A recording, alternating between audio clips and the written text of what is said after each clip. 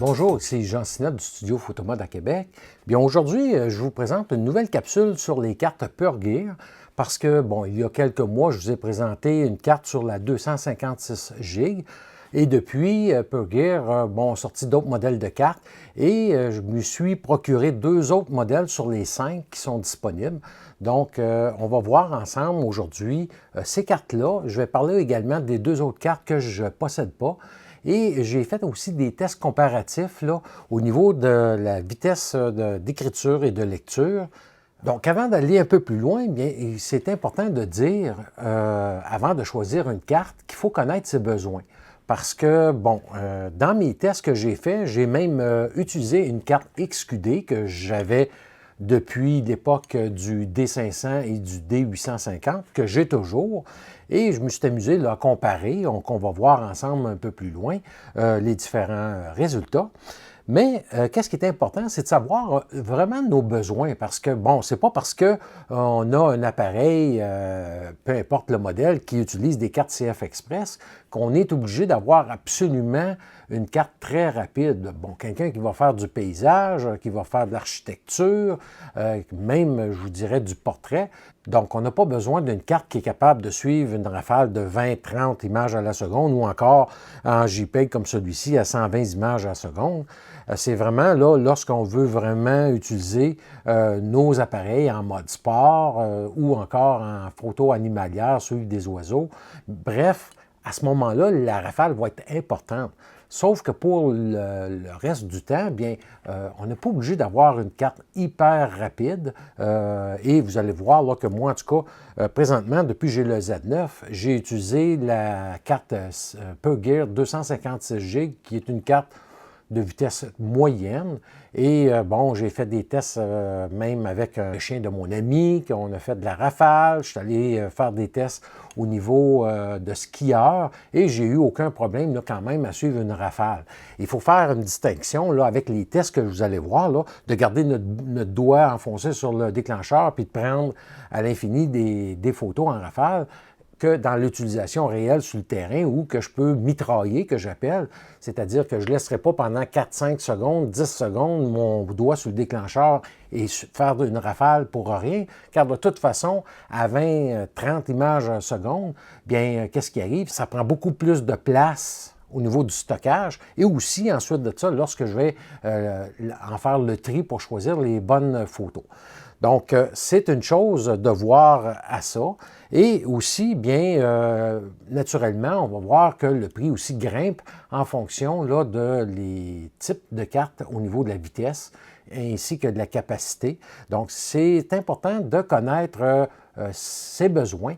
Et donc, le Z9, lui, qui possède deux paires de cartes, bien, c'est facile à ce moment-là de pouvoir dire, bien, je vais mettre dans le port numéro 1 une carte rapide pour les RAW et dans le port numéro 2, une carte moins rapide pour des JPEG. Comme par exemple, lorsque je fais du portrait, bien souvent, je vais utiliser le premier port pour mes RAW et le deuxième port que je vais dédier à des JPEG Small Basic, là, autrement dit, des petits fichiers en basse résolution, pour que je remets aux gens qui puissent sélectionner les photos qu'ils veulent par la suite là, que je retouche. Donc, il y a différentes façons de voir ça. Et moi, bien, je vous présente aujourd'hui ma façon. Mais de là où c'est important des fois, bon, je peux m'acheter une carte rapide, mais ma carte de réserve ou l'autre, bien, je peux en avoir une un peu moins rapide et sauver quelques dollars comme ça. Donc, c'est ça que je vous présente aujourd'hui avec des tests pratiques. Comme on voit dans le tableau maintenant, les caractéristiques des 5 cartes chez Pure-Gear. Et qu'est-ce qui est important ici à savoir, c'est on va avoir souvent d'inscrits sur les cartes des vitesses. Or, ces vitesses-là, souvent, ça va être les maximums qu'elles peuvent faire selon certaines conditions. alors que la vitesse réelle qu'on va obtenir, bien, va être beaucoup plus lente.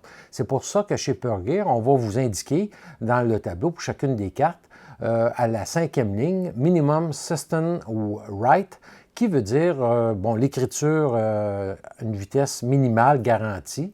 Et on voit que, bon, la vitesse est vraiment quand même très différente de la vitesse inscrite sur la carte. Donc, si, exemple, je prends la 512 GB, bien, on va voir que sa vitesse d'écriture, qui est à 1200 mégabits seconde, bien que sa vitesse garantie minimum est de 400 mégabits seconde. Donc, ça peut jouer beaucoup là, d'un fabricant à l'autre. Maintenant, concernant la compatibilité des cartes avec les Nikon, bien, moi, j'ai testé avec le Z9 et je peux vous dire que, bon, toutes les cartes que j'ai testées de PureGear fonctionnent à merveille. J'ai aucun problème, autant la carte la moins rapide que la plus rapide. Mais il faut faire attention avec certains modèles de caméra et je vous mets ici là, le tableau qui vous indique là, quelles cartes qui sont compatibles avec certains boîtiers, comme par exemple avec le D850. Bien, il faut aller faire des mises à jour du firmware. Et également, bien, on va voir que uniquement la 128 GB présentement qui est compatible avec le D850. Maintenant, pour ce qui est des séries Z, bien, on voit que bon, toutes les cartes là, sont entièrement compatibles. Un petit truc pour calculer, des fois, on peut se demander est-ce que j'ai besoin d'une 64 GB d'espace comme carte ou de 512. Bien, comme vous voyez ici à l'écran, je vous ai mis un calcul qui peut être assez facile pour calculer. Exemple, c'est avec le Z9. Si moi, j'utilise efficacité élevée avec étoile, bien, je sais que mes fichiers vont représenter entre 25 et 30 MB de la photo. Donc, exemple, si j'ai une carte de 512 GB, c'est 512 000 MB. Et ensuite de ça, il me reste qu'à diviser ce nombre-là par la taille du fichier. Donc, avec une carte de 512 GB, je pourrais faire un minimum de 17 066 photos.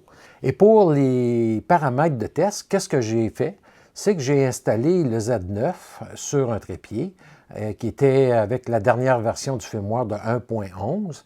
J'ai mis une vitesse d'obturation de 1/2 millième de seconde pour être sûr d'avoir le maximum de rafales. Et la mise au point, je l'ai mis sur manuel. Pourquoi? Parce que je voulais éliminer que l'appareil cherche à faire l'autofocus à chaque fois. Je voulais aller vraiment dans la vitesse absolue et non pas avec l'acquisition de l'autofocus. Donc, on commence le test. Pour la première carte, on va tester la XQD Lexar de 440 mégabits seconde. Donc, j'installe la carte à l'intérieur. Voilà. Donc, dans le menu, les premiers réglages, on va être en RAW. Donc, comme vous voyez, c'est seulement le RAW qui est sélectionné et l'enregistrement du RAW sera à ce moment-là en efficacité élevée avec étoile. Donc, c'est le type d'enregistrement RAW que je trouve qui est le plus efficace et qu'on n'a vraiment pas de différence avec la compression sans perte. En tout cas, bref, moi, j'en ai pas vu comme tel. Alors, ce seront mes réglages pour toutes les cartes. Alors, la première chose que je vais faire, c'est que je vais aller formater la carte.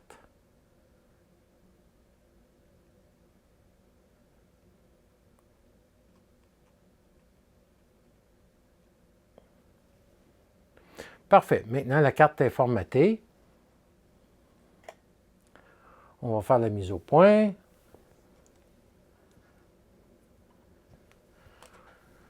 Pour ce qui est de l'entraînement, je suis à 15,9 à la seconde à haute vélocité, haute rafale. Donc voilà, on commence.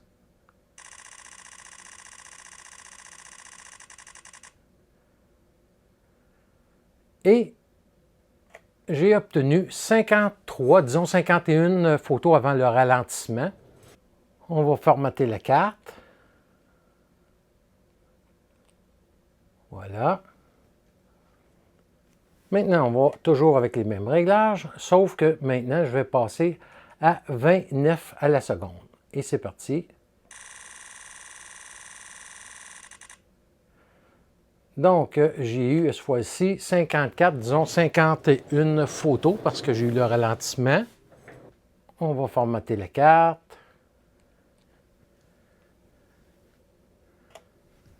Maintenant, 30 JPEG à la seconde. Voilà. Et c'est parti.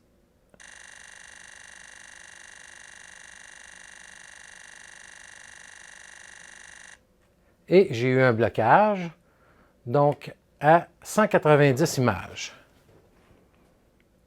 On va formater la carte. Voilà. Maintenant, on va essayer la même chose avec, cette fois-ci, 120 images à la seconde. Ce sont des JPEG de 11,3 mégapixels. Et c'est parti.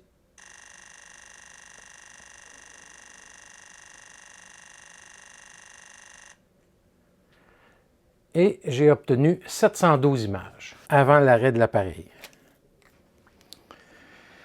Maintenant, je vais tester la PureGear 64 GB de capacité et c'est la carte la plus lente de la série des cartes PureGear. Et on va voir comment ça se comporte. Donc, j'ai inséré la carte. J'ai toujours les mêmes réglages. Je vais faire l'acquisition de la mise au point. Voilà. Maintenant, je vais aller formater la carte. Voilà, on voit que déjà le formatage de la carte est plus lent qu'avec la XQD. Et on va retourner en haute rafale à 15 images ou 9 à la seconde. Et c'est parti.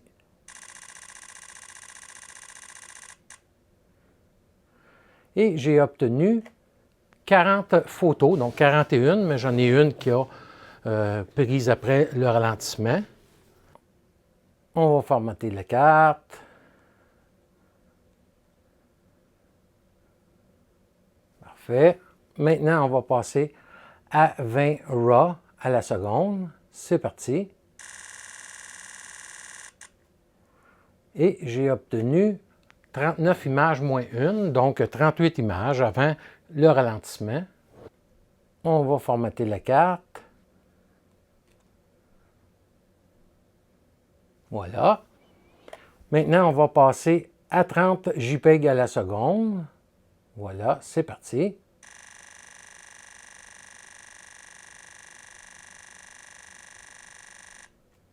Et j'ai eu un blocage de la carte à 175 images. On va formater la carte.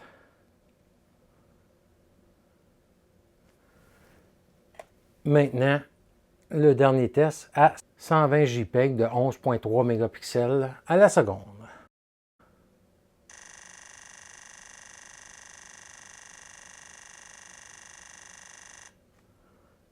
Et j'ai un blocage à 667 photos.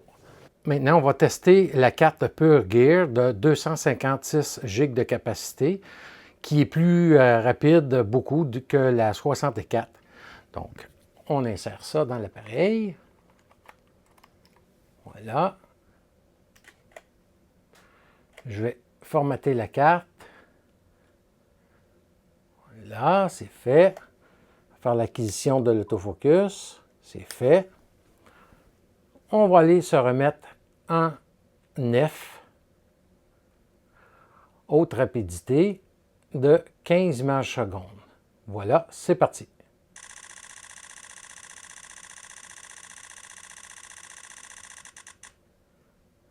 Et j'ai eu un ralentissement à 77 photos, disons 75. Parfait, on va formater la carte mémoire. Excellent, on voit que c'est plus rapide qu'avec la 64 GB de PureGear. Je vais me mettre cette fois-ci à 20 RAW à la seconde. Donc, c'est parti.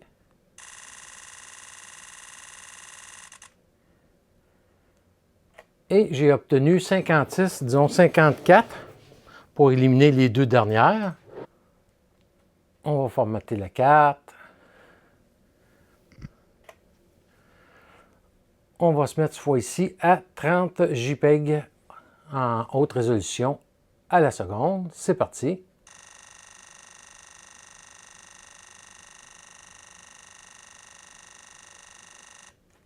Et j'ai eu un blocage à 198 images.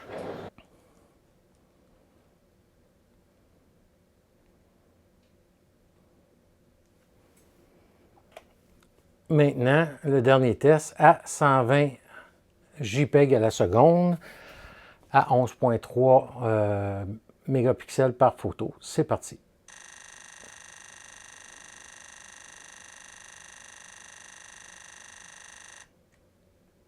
Et j'ai eu un blocage à 734 photos. Maintenant, on va tester la PureGear 512 GB de capacité, qui est la plus rapide PureGear que je possède. Il y a la 1 Teraoctet qui est un peu plus rapide, que je ne possède pas. Donc voilà, on essaie avec cette carte-ci.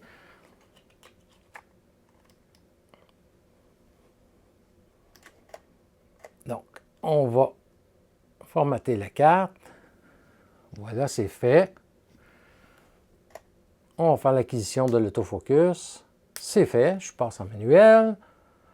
On va venir, on va recommencer toujours avec nos RAW à 15 images à la seconde. Voilà, c'est parti.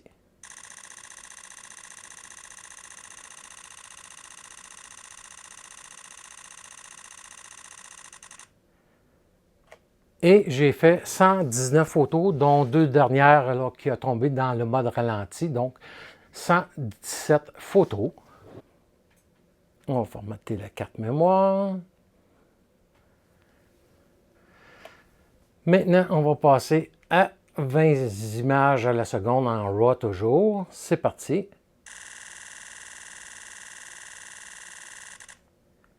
J'ai eu 2 images supplémentaires, donc à 66 images.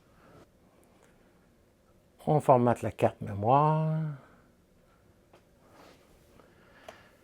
Maintenant, à 30 JPEG haute résolution à la seconde, c'est parti.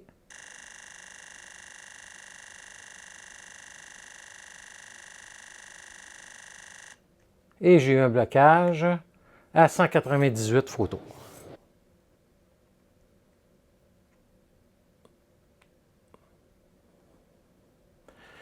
Et finalement, le dernier test à 120 JPEG de 11,3 mégapixels à la seconde. C'est parti.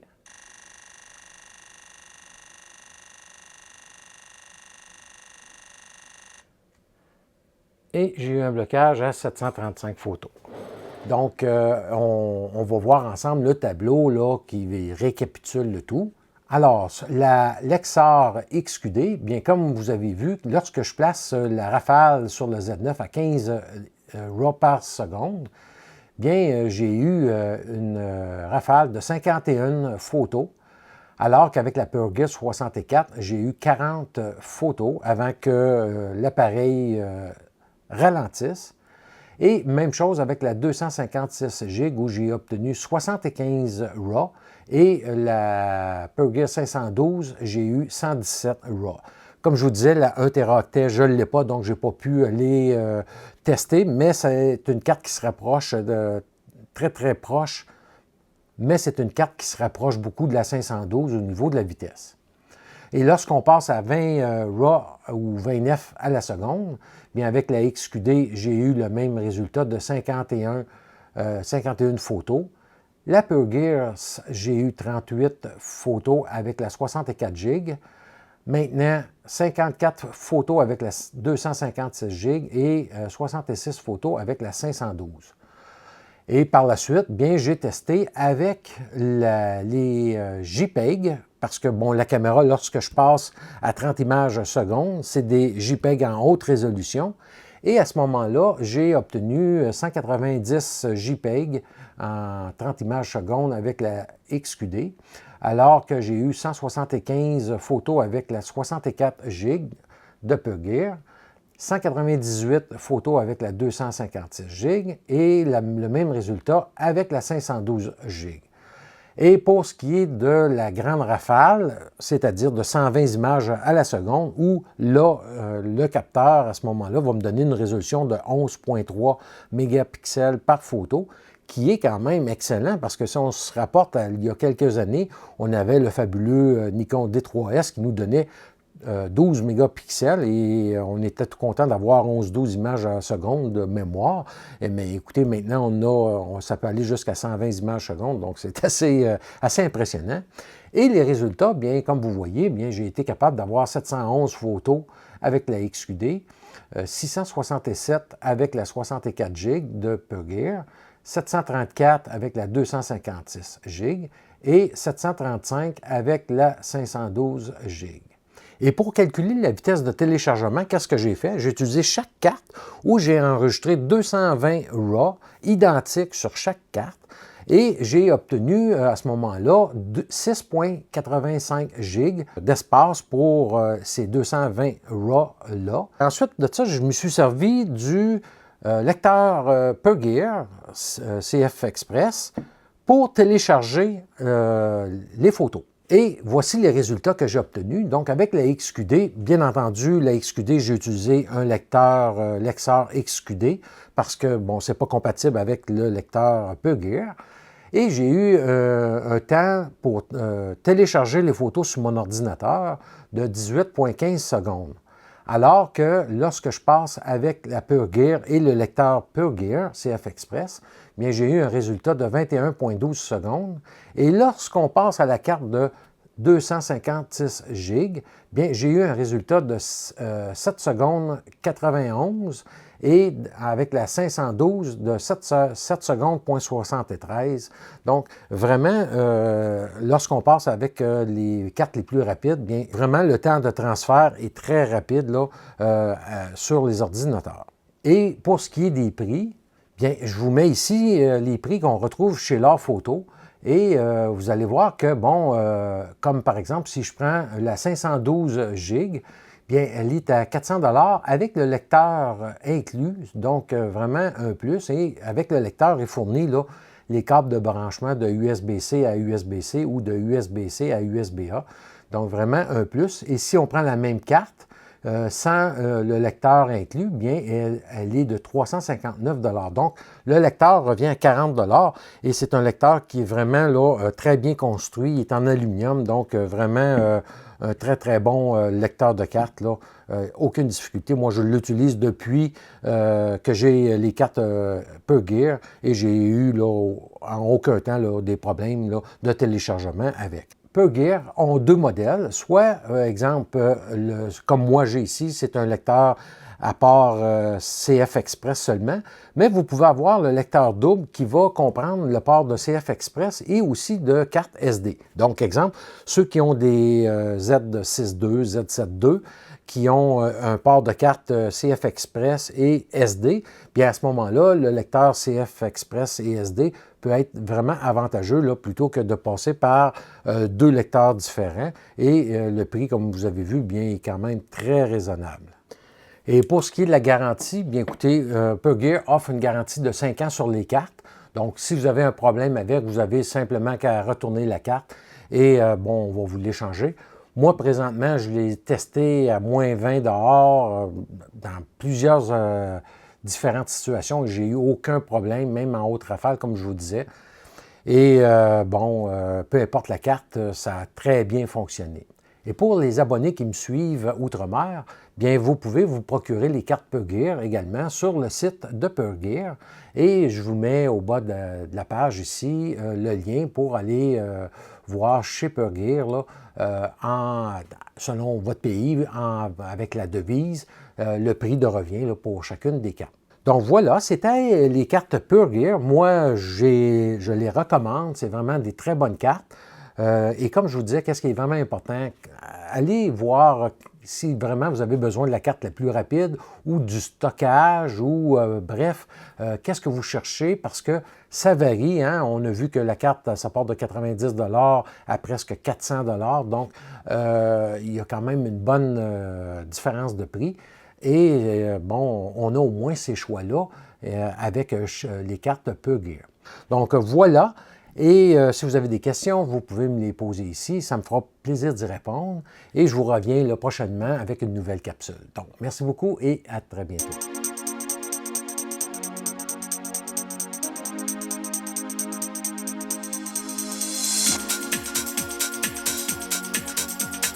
Ooh.